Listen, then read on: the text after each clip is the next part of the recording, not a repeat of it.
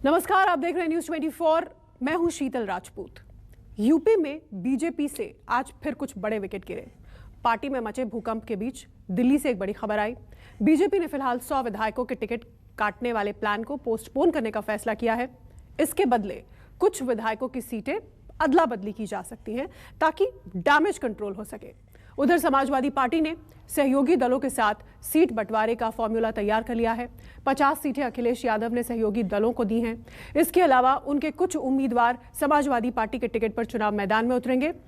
पर अखिलेश की टेंशन भी कम नहीं है।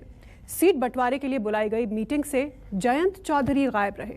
पूरे दिन यूपी में कैसे कैसे राजनीतिक खेल हुए, A to Z पिक्चर समझने के लिए न्यूज 24 संवाददाता अशोक तिवारी की ये रिपोर्ट देखिए।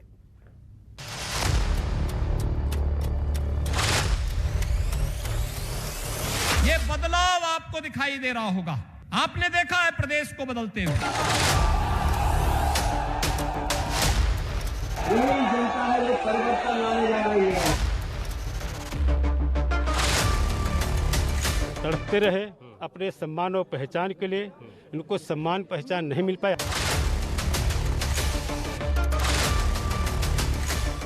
वो लोग समाजवादी पार्टी को खत्म करना चाहते हैं। भाजपा में जो आए उनका स्वागत है।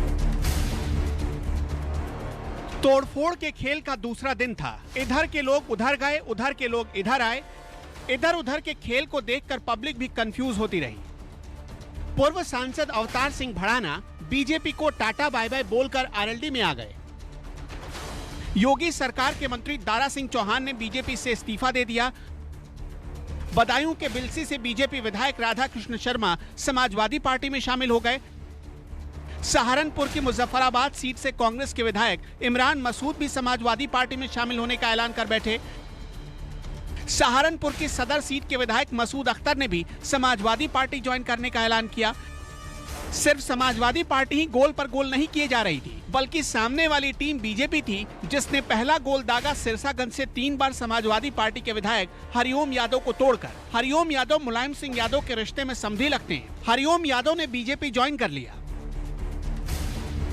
यहां तक तो सब कुछ ठीक था, लेकिन शाम होते होते दारा सिंह चौहान ने 11,000 वोल्ट का झटका दिया। दारा सिंह चौहान ने जिन मुद्दों पर स्वामी प्रसाद मौर्य ने पार्टी छोड़ा था, उन्हीं मुद्दों पर सरकार से इस्तीफा दे दिया। योगी सरकार में दारा सिंह चौहान वन एवं पर्यावरण मंत्री थे, लेकिन सरकार के रवैये से ऐसे नाराज हुए कि पार्टी फोरम पर बात रखने की जगह झगड़ा खुल्लम खुल्ला मोल ले लिया। इस प्रदेश के पिछड़े समाज के लोगों ने, दलित समाज के लोगों ने, गरीब और वंचित समाज के लोगों ने जो पूरा अपना आशीर्वाद सहयोग दे करके भारतीय जनता पार्टी की सरकार पूर्ण 2/3 बहुमत से बनवाने का काम किया है।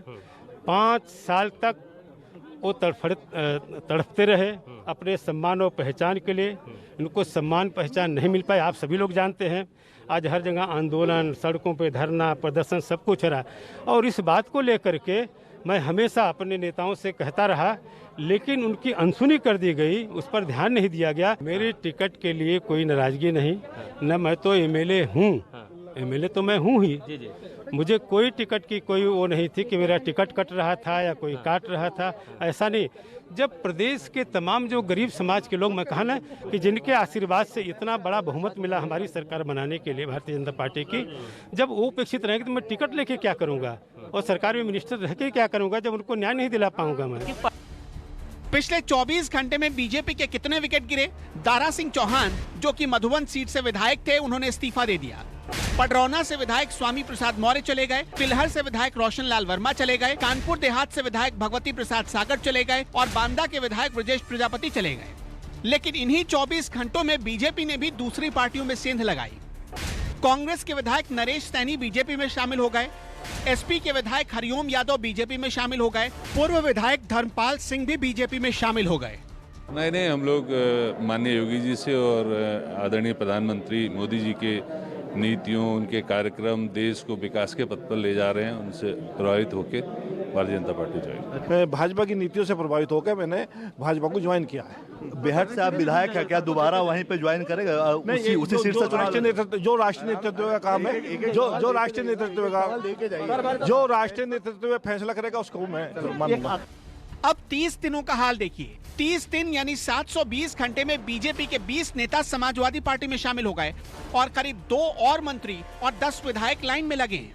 इनके अलावा बहुजन समाज पार्टी के करीब 8 विधायक समाजवादी पार्टी का हाथ पकड़ चुके हैं। इसमें रामचल राजभर और लालजी वर्मा जैसे नेताओं का नाम शामिल है। यानी खेला तो बाद में होबे, पहले तोड़ा फोड़ा होबे। जरा लिस्ट देखिए, 30 दिनों में कैसे बीजेपी के नेता टूटते गए। स्वामी प्रसाद मौर्य गए, सीतापुर से बीजेपी के विधायक राकेश राठौर चले गए, औरैया के पूर्व विधायक इंद्रपाल चले गए, संत कबीर नगर के बीजेपी विधायक जय चौबे चले गए, आजमगढ़ से पूर्व सांसद रमाकांत यादव चले गए, बहराइच की नानपारा सीट से विधायक माधुरी वर्मा चली गई, बदायूं के बिलसी से बीजेपी विधायक आर.के. शर्मा चले गए, बुंदेलखंड से शिवशंकर सिंह पटेल चले गए, बुंदेलखंड से ही हरिओम उपाध्याय चले गए, बुलंदशहर से राकेश त्यागी चले गए, लोधी समाज के बड़े नेता उत्तम चंद्र राकेश चले गए, आगरा से हेमंत निषाद चले गए, अलीगढ़ से ब्रजेश गौतम चले गए, नोएडा से दीपक विग, मिर्जापुर से श्रीराम भारती, फर्रुखाबाद से अरविंद गुप्ता, भगवंत नगर से कृपाशंकर पटेल, रायबरेली से राहुल लोधी, मऊ से एच.एन. पटेल और बस्ती से त्रयंबक पाठक चले गए। यानी जिस लाइन पर कभी बीजेपी चलती थी, आज उसी लाइन पर समाजवादी पार्टी दौड़ रही है।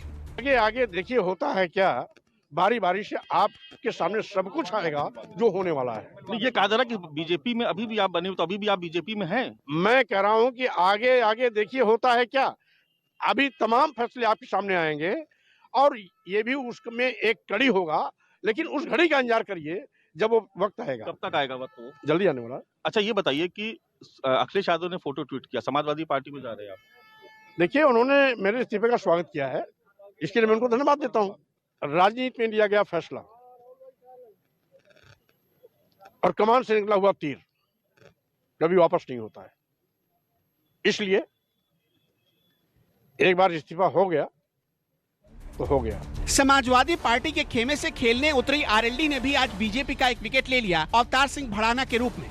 अवतार सिंह भड़ाना 4 बार के सांसद रह चुके हैं, 3 बार फरीदाबाद और 1 बार मेरठ से जीते हैं। गुर्जर समाज के बहुत बड़े नेता हैं। 2017 में मीरापुर सीट से बीजेपी के टिकट पर विधायक बने। अवतार सिंह भड़ाना ने जयंत चौधरी के साथ फोटो खिंचवाई, जिसे खुद जयंत चौधरी ने ट्वीट किया। मंथन करके मैंने बात की, कोई बात करने को अच्छा तैयार नहीं था, कोई सुनने को तैयार नहीं था।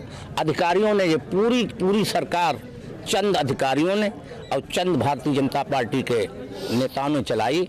जनता का अनदेखा किया गया है। कोई कार्य हो, जैसे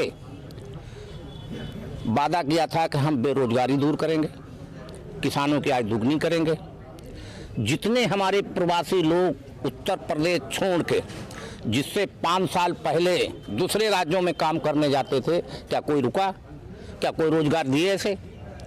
और उससे ज़्यादा रोजगारी बढ़ी है। देखिए, अखिलेश जी नौजवान हैं, लेकिन अखिलेश जी चापलूसों में घिरे हुए हैं और जिन लोगों ने घेर रखा है वो लोग समाजवादी पार्टी को खत्म करना चाहते हैं, अखिलेश जी को खत्म करना। चुनाव लड़ेंगे? अगर बीजेपी का राष्ट्रीय नेतृत्व चाहेगा तो अवश्य चुनाव लड़ूंगा। कांग्रेस, बीजेपी और बीएसपी हर पार्टी के नेता के लिए समाजवादी पार्टी नया ठिकाना बनती जा रही है। सूत्रों की माने तो अखिलेश यादव के प्लान 50 को कांग्रेस, बीएसपी और बीजेपी समझ ही नहीं पाए और एक एक करके अपने कई विधायक खो बैठे। सूत्र तो यहां तक दावा कर रहे हैं कि स्वामी प्रसाद मौर्य और दूसरे विधायकों के इस्तीफे के बाद बीजेपी में जिन 100 विधायकों के टिकट काटने की चर्चा चल रही थी, फिलहाल उसे टाल दिया गया है और अब बीजेपी विधायकों के टिकट काटने की जगह उनकी सीट बदलने पर विचार कर रही है। समाजवादी पार्टी के नेता पूरे दिन ट्विटर पर एक हैशटैग ट्रेंड करवाते रहे, मेला होबे। खदेड़ा होबे के बाद मेला होबे। अखिलेश समेत दूसरे नेताओं ने ऐसा क्यों लिखा, इसे समझने के लिए आपको 2 तस्वीरें बहुत नजदीक से देखनी पड़ेंगी। पहली तस्वीर, ये तस्वीर आज की राजनीति की पूरी कहानी बता रही है। बॉस चेयर पर जहां अखिलेश यादव को बैठना था, वहां जगह दी गई राजमाता कृष्णा पटेल को। मैसेज साफ था, सिर्फ एक दाव से अखिलेश यादव ने महिलाओं पर पासा फेंकने वाली पार्टियों का दाव कमजोर कर दिया था। कृष्णा पटेल राजमाता के नाम से जानी जाती हैं, महिला हैं। इस तस्वीर में नजर आने वाले दूसरे नेताओं में संभवतः सबसे सीनियर भी हैं। अब सीटिंग अरेंजमेंट देखिए। अखिलेश कृष्णा पटेल के ठीक बगल में बैठे थे। अखिलेश के ठीक सामने बैठे थे महान दल के नेता केशव देव मौर्य। अखिलेश ने केशव देव मौर्य को नंबर 2 पर रखा था और साफ साफ मौर्य समाज को मैसेज देने की कोशिश की। अखिलेश के ठीक बगल में बाईं तरफ बैठे थे शिवपाल यादव। जो लोग शिवपाल और अखिलेश के बीच दूरियों की खबरों पर चर्चा कर रहे थे, उनको यह तस्वीर जवाब दे रही थी। शिवपाल यादव के ठीक सामने बैठे थे ओम प्रकाश राजभर, जिनका नारा है जिसकी जितनी भागीदारी उसकी उतनी हिस्सेदारी, जो सामाजिक न्याय समिति और जातीय जनगणना को लागू करने की मांग कर रहे हैं। इस तस्वीर में समाजवादी पार्टी के बाकी सहयोगी भी नजर आ रहे हैं। ये बैठक टिकट बंटवारे पर आपसी सहमति के लिए बुलाई गई थी, इसलिए समाजवादी पार्टी ने इसे मेला होबे का नाम दिया। चाहते हैं जो ये हातिम तिंग सरकार बनी है, जिसने इतना कलह मचा रखी है हमारे पिछड़ों व दलितों के ऊपर, हम लोग और अखिलेश मिलकर उसको हटाना चाहते हैं। अच्छा, आज देख रहा था कि तमाम सारे लोग बैठे हुए थे, जो राउंड टेबल थे उसमें आपको बीच की एक पोजीशन दी गई थी, वहां पर आपको बैठाया गया था। तो इसकी क्या मतलब निकाले जाए? आपकी अगुवाई कुछ होने वाली है क्या? देखिए, डे वन से मुझे अखिलेश जी ने पूरा भरपूर सम्मान दिया है और सबसे अलग अच्छा सम्मान दिया है। ये चाहे मेरी एज की वजह से दिया हो, जिस वजह से, ये उनकी बात है, लेकिन मुझे सर्वोपरि रखा है, मुझे सम्मान पूरी तरह। तस्वीर नंबर 2, अखिलेश यादव ने जो दूसरी तस्वीर जारी की उसमें ये सारे नेता एक साथ नजर आ रहे थे। अखिलेश के एक तरफ राजमाता कृष्णा पटेल थी, दूसरी तरफ शिवपाल यादव थे, ठीक पीछे ओम प्रकाश राजभर। लेकिन हैरानी तो इस बात पर हुई कि जिन दो तस्वीरों के आधार पर मेला होबे का दावा कर रही थी समाजवादी पार्टी, उसी तस्वीर से एक बड़ा सहयोगी दल यानी कि आरएलडी गायब था। यानी मेला होबे के मंच पर जयंत चौधरी पहुंचे ही नहीं थे। हमारे मोर्चे के सभी राष्ट्रीय अध्यक्ष, हम सब लोग मिलकर के ये तय किए हैं कि चरणबद्ध तरीके से सूची जारी होगी और 403 सीटों पर हमारा मोर्चा चुनाव लड़ेगा और माननीय अखिलेश यादव को मुख्यमंत्री बनाने के लिए हम लोग यहाँ से प्रण लेके जा रहे हैं। जयंत चौधरी का टिकट बंटवारे के मंच से गायब रहना हैरान करने वाला था। दरअसल अखिलेश यादव और जयंत चौधरी के बीच टिकट बंटवारे को लेकर कुछ मतभेद बताए जाते हैं। बताया जा रहा है कि अखिलेश यादव से जयंत चौधरी जितनी विधानसभा सीटें मांग रहे हैं, उतनी सीटें देने को समाजवादी पार्टी तैयार नहीं है। हालांकि इससे पहले जब भी अखिलेश और जयंत चौधरी के बीच मुलाकात होती थी, दोनों एक साथ तस्वीरें खिंचवाते थे और उसे बाकायदा मीडिया में रिलीज भी किया जाता था। लेकिन इन दिनों अखिलेश और जयंत चौधरी के बीच मुलाकात के दौरान जो गर्मजोशी नजर आया करती थी, वो अब नजर नहीं आती। कुछ मीडिया रिपोर्ट्स ये भी दावा करती हैं कि बीते दिनों जब जयंत चौधरी अखिलेश यादव से मिले थे तो किसी बात से नाराज होकर वो अखिलेश के घर के पिछले दरवाजे से बाहर निकल गए और उसके बाद आज तक दोबारा लखनऊ लौटकर नहीं आए। हालांकि सूत्र बता रहे हैं कि इस मीटिंग में सीट बंटवारे का खाका तैयार हो गया, जिसमें जयंत चौधरी की पार्टी आरएलडी को भी रखा गया। इस बैठक में तय हुआ कि शिवपाल यादव को 6 सीटें दी जाएंगी। गुन्नौर, जसवंत नगर, जसराना, आजमगढ़, सिरसागंज और मुबारकपुर। गुन्नौर से खुद शिवपाल चुनाव लड़ेंगे, जबकि जसवंत नगर से शिवपाल के बेटे।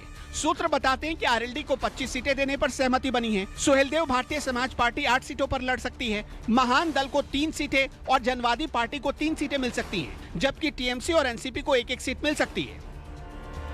यानी यूपी के चुनाव में एक तरफ ममता बनर्जी कूदेंगी, दूसरी तरफ शरद पवार भी आएंगे। खैर, अभी तो टूट फूट का सिर्फ ट्रेलर पर दिखा है। पार्टियों के तेवर बता रहे हैं कि आगे और सिर फुटबॉल मचने वाला है।